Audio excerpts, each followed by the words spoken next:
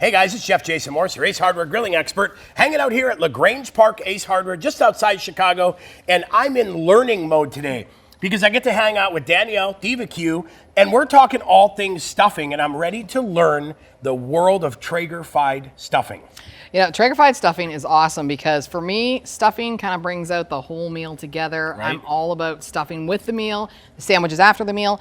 So this is a really easy, versatile recipe that you can make on your grill. And you know what? It's not a lot of ingredients, but it is so flavorful, power-packed, and it's great for leftovers the next day as well. Absolutely. So this is sage and sausage stuffing. Perfect. Easy. All right, well, let's walk through ingredients, and then it's time to get this assembled and onto that beautiful ironwood. All right, so if I had to pick a perfect pellet for stuffing, no pressure, but if I had to pick, what do you think? Traeger turkey. Turkey? Absolutely. You know, Why? It's got all those components. Come on. What is it? What's the flavors? It's festive goodness in a bag. So we've got hickory, oak, maple, rosemary. I mean, come on, it doesn't get much better. If you're gonna have your stuffing on, why don't you match it with the same pellets you use your turkey for? It's easy. Good point. Grill's already going, right? We've already got Done. our bird on. That wasn't hard. And I don't have to change pellets. I can literally go from stuffing to turkey to potatoes to everything else. To carrots. Perfect. To Brussels sprouts, to whatever else you got going on. It's a good blend, nothing offensive about it, all sorts of deliciousness, and all that layering of flavors is just gonna give you more wood-fired Traeger goodness. Love it. Happy Thanks Grilling. Thanks grilling for everybody. So our ingredients today are pretty simple. We're gonna start off with a whole bunch of breadcrumbs. Now these are like pre-seasoned breadcrumbs, which is really convenient. You know, they're store-bought. Love it. But it's easy. If you wanna, dry out your bread at home, you can. If you wanna swap this out for, maybe some cornbread. Cornbread. You got lots of options. So good. So you're about 14 to 16 ounces of that. Okay. Then we move into like the herbs. Now this is seasoned, so we've got a lot of flavor going on in there, but I'm gonna add in a little bit more. So I've got some grape margarine. Okay, I love marjoram. I don't think enough people use it. Smells good. You know what? When you sent me the recipe, it gave me an option of thyme or marjoram. Yeah. And I'm looking in the fresh herbs, and I'm like, marjoram. Yeah. Marjoram is exactly what I needed. So that's Nice why. and fresh. Yeah, for nice sure. and fresh. Now, of course, this one herb for me screams Thanksgiving, and that's fresh sage. Yep. So we've got some, finely chopped up a sage. That literally is like that power punch of Thanksgiving goodness going on. For sure. And then, of course, it's a bit of those basics that we all start with when it comes to making, any of those savory dishes. We've got some nice white onions finely chopped. We've got some celery. And then we've got an optional in here. Now, I am a huge fan, I know you are as well. Yes. These are dried cranberries. Love them. Dried cranberries, to me, it's a really good festive addition. Now, you can leave them out if you want. You can actually swap that out for apricots if you want dried plums. Even better, yep. You could actually even add in dried apple slices. Sure. It really is a versatile recipe, and it's so easy. But I love the color pop, too, because I think it looks awesome for a holiday dish. And you and I talked about that little pop of like tartness out of those cranberries. And I think when you have something so savory and a little bit of sweetness, like that pop is just incredible. It is. And then, of course, this is what we start out with. Now, it may not look pretty. Right. I get it. But it is what it is. It's 1 pound of ground sage sausage. Yep. Now, if you have a favorite kind of sausage that you like at home, of course, go ahead and use that. I would still add in more sage later on. So this is 1 pound, and that's it. That's all the ingredients. And we've got stock. But if I wanted to, I could use hot Italian sausage, Absolutely. or I could use maple sausage. Maybe some chorizo. Right? Oh man, some chorizo. All right, let's do this. Okay, super simple. Literally all we have done so far. Okay, I know. Thanks for turning it back on. We had just finished browning up that 1 pound. Like that's it. It's 1 pound of sausage. Easy. Browned up. Yep. You can actually do that right on the grill. We did it here because it's easier to show. Right. But I have actually done it on the grill in just a pan, which makes it a lot easier. All right. Tell me what to add next. Browned. Let's add in some onions. Onions? Now remember, we didn't drain the fats out of this. No. Okay. Now I'm going to tell you that's important. Okay. Okay. It's Thanksgiving. Right. We're gonna enjoy our meal. Right. And that little bit of fat that's in the bottom from this beautiful sausage is actually gonna help flavor all of those onions, and it's gonna help soften them up.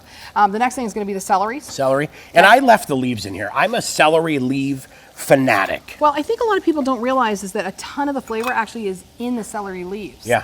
It actually isn't in the stalk. The stalk is actually made up of more water than anything else. The concentrated of celery flavor actually is actually in those leaves. So I always add it in. So and doesn't good. doesn't that just smell like Thanksgiving? It does, absolutely. Now here's the thing. There is no added salt or pepper to this recipe. You could taste it when it's done, maybe make some adjustments. But the sage sausage plus the seasoned breadcrumbs have a ton of salt and pepper in them already. Awesome. And that's certainly something you want to customize for yourself. So you want to saute these up for just a few minutes. And I love that. I think that's such a great point. I think everybody's so quick to salt and pepper it, and it's like salt plus salt plus salt. We're done. Yeah. We don't need to add a lot in there. That's great. That's a ton of stuff right there. All right, so you want to add in some of that beautiful cranberries that you love so much? You got it. So we've got us going, and we've got this beautiful saute going on, and like look at this. It's like a festive dish of awesomeness. It smells absolutely amazing too. And I think this is where maybe, you know what, this is a really simple recipe. Get your kids involved, get your family involved. Yeah. You know, and bring everybody to the table. Yep. Literally bring everybody to the table, okay? Right? And all right. So once we get up to about this stage, we've got things sauteed. Here's the simple part. Ready for this? Yes. This is not complicated. Okay, hold on. Ready? Taking pictures. Ready? I'm ready. Dump. Done. Dump. Yeah, so easy, right? You just want to dump it over there. Now, remember, we've got dried herbs, okay? Yep. It's a lot of dried herbs in there. So here's the thing.